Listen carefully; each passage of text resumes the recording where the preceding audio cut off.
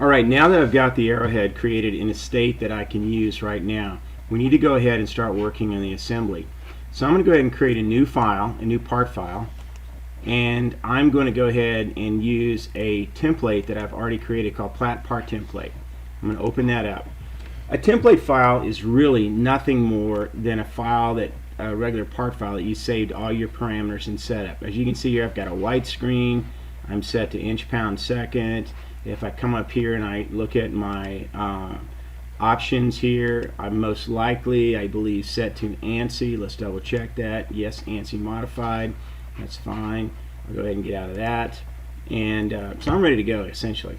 So what I'm going to do now is, since I've already got this one part, if I do a Control Tab, it lets me see the other SOLIDWORKS documents that I'm working on. So I'm going to go ahead and make a base upon which this arrowhead's going to sit for our phone stand. So I'll Alt Tab, or excuse me, Control Tab back to my original part document that I just created. So on the top plane, I'll set myself normal to that, and essentially I'm just going to draw me a rectangle out here, and I will then come back with my Smart Dimension tool, and I will start smart dimensioning out the size of this part. Now, I've already got one designed, and so what I'm going to do is grab my ruler and I will start designing from that particular size there. One moment while I grab my ruler.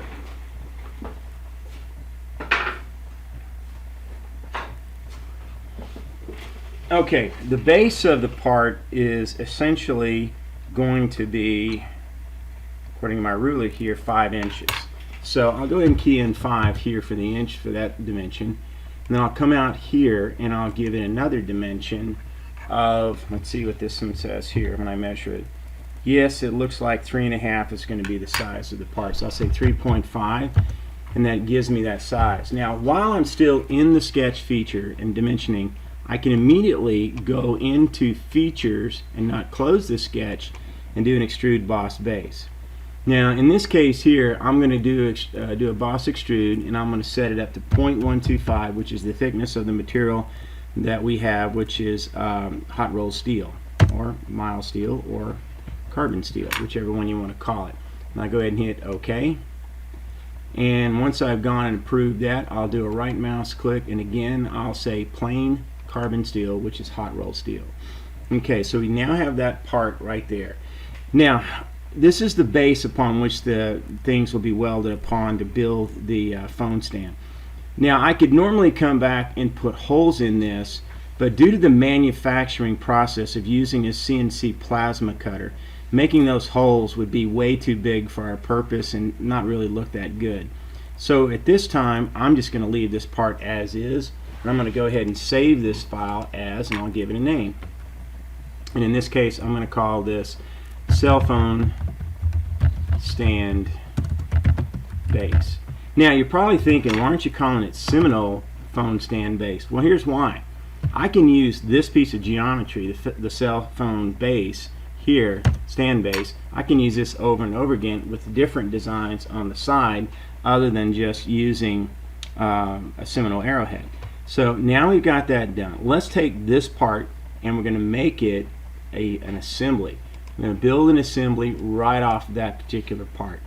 Now I'll go ahead and accept that. I don't have a template set up for that, so that's alright. We'll be able to work around that anyway. So SOLIDWORKS is coming out and putting a template. Of course, I do not like the settings here. Probably should come back and make this a template. So I'm going to go ahead and put it inch, pound, second. And one of my other favorite pet peeves is the document units and how it's laid out. In this case it's set to 4 decimal points, which makes me happy. I like that, so that's good. Let's go and check. Do not like the background. I like to work plain white. I guess I'm an old draftsman from the drafting boards, and I like to always work from a plain white sheet of paper. So we'll go to document properties. We're set to ANSI. That's good. We'll go with that. Hit OK. Now we'll go insert components. Now what it's going to do, it's going to look out in that one folder where I created my previous part, and it's going to show me the parts that I have, the arrowhead and the cell phone stand. Well, the cell phone stand should be the first one we place. Now as you notice, it just moved after I clicked on it. What it did is it centered the part up on the actual workspace we're using here, and it put an F. Now the F, let me do a right mouse click, stands for fixed. Now if you set it to float, it takes the F away and I can drag the part around. Well, I don't want to do that. I want to fix it. So I'll right mouse click again and go back up and hit fix. Okay, that looks pretty good. Now, I know I'm going to need 2 arrowheads for my cell phone stand. We're just going to go ahead and arbitrarily place in the 2 arrowheads. I'm going to put this first one in here, put that right there, and it's kind of stuck right in the middle of it, so we'll kind of drag that up and kind of move it around. And it's got a USB drive it's looking for, which happens to be my exercise band, so we'll just move that out of the way. So now I'm going to go ahead and accept that, and I'm going to put another one in, again, Arrowhead. And we'll do a couple quick mates on it to make sure that it's, you know, lined up correctly.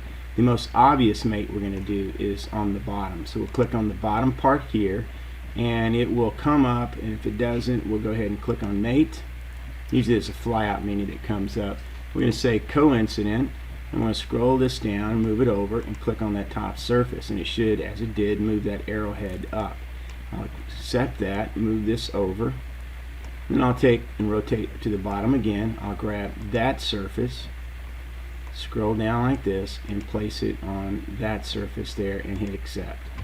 Now what I'm going to do is grab that face, and I'm going to make it coincident with this face. Now this is going to be a temporary setting of where I'll come back and change that. Now notice how I put it on the very edge right there. Don't want that, so what I'm going to do is come over here to my feature manager here, and I'll say change that alignment, and I'll flip it around where I want it. And just for purposes right now, I'm going to go ahead and I'm going to key in 0.25, quarter of an inch. Just say and move it off that edge a quarter of an inch, because I'm going to come back and change that measurement here in the near future. So now what I'm going to do is rotate the model around. I'm going to grab that surface right there, and I'm going to mate it to, we'll turn this off to this surface right there. Go ahead and mate it to that guy.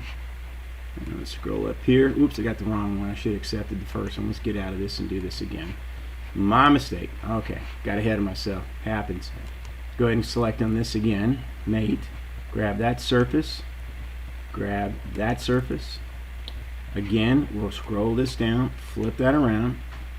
We'll come off a distance of 0.25. No problem. Now, accept it. Alright, good. The dimension's in there. Excuse me, the mate's in there. So now I'll come up here and select that surface, and we'll get that one right there. And again, the same thing. We'll flip the alignment around. And what we'll probably do on that is again go off of that 0.25, hit OK. Oh, we got to flip that around here. I didn't do that. There we go. So there we go. We got it flipped around. We'll come back and look at the back of it, see how we stand up. Not too fond of that, but we'll fix all that. No big problem. Okay, so everything's kind of lined up, a quarter inch off the inside, quarter inch off the inside there, or outside, I mean. Okay, it looks good. So we'll rotate that down to a degree.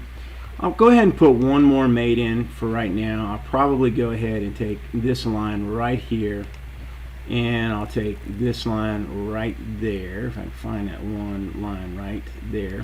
Okay, and as you can tell, they're coincident, so it meant that they're essentially collinear now along the same line of vertices. If you're not clear on that, you can always test that by coming back and putting in a line, and you can select, you know, from here over to, you know, like that, and you can see if those guys line up. That's really not necessary. We'll rebuild this model, and we'll go ahead and save this model at this time, this assembly, and we're going to call this Arrowhead phone stand assembly, and we'll give it a version 001. So in our correct directory, hit OK. So now let's do the F command to fit that on the screen. Let's do a Control Tab, and we'll see the 3 documents that we've got up. We've got the base, and we've got the assembly, and we got the parts. So we got 3 of those. Now we need to do at least 4 more parts. So we're going to go back to this one here, that was the last one we were in, and we're going to create a new part. And again, we use our template and we hit OK. So before we get started on that, I'm going to go ahead and save this video off, and we'll come back to this in a moment.